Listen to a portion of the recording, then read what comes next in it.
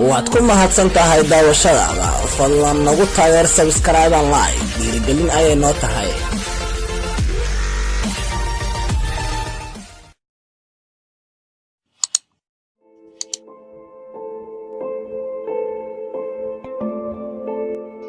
sabirku ma aha ilaa waqtiga aad sugi karto, balse waa sida wanaagsan aad u dhaqmi karto inta aad sugayso. goortii aad dareento inaadan sii socon karin, goortii aad dareento inuu qofna uusan ku fahmin, goortii aad dareento dhibaato aadan hayn wax xal ah, xasuuso Allah ayaa haayo jawaabaha oo dhan. ma arki kartid waddada kaa horaysa, balse Allah ayaa arki kara. ma garan kartid qiimahaaga, balse Allah ayaa garanaya. ma heli kartid hab aad farxad ku hesho, balse Allah ayaa ku tusi kara.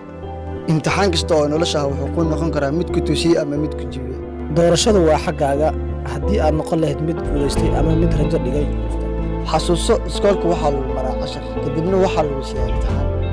laakiin nolosha waxaa lagu siiyaa oo soo hormara imtixaan si uu ku baro cashar. ka bara cashir wax kasta oo ku soo maro.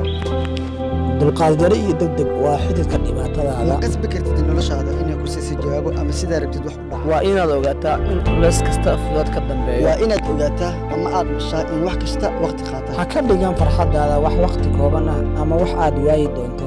alle raaligelintiisa ka dhiga farxad, sababtoo ah isiga ayaa baaqi ah. marnaba hays oran way kaa taahin wixii aad sugaysay ama weligaa ma helaysid.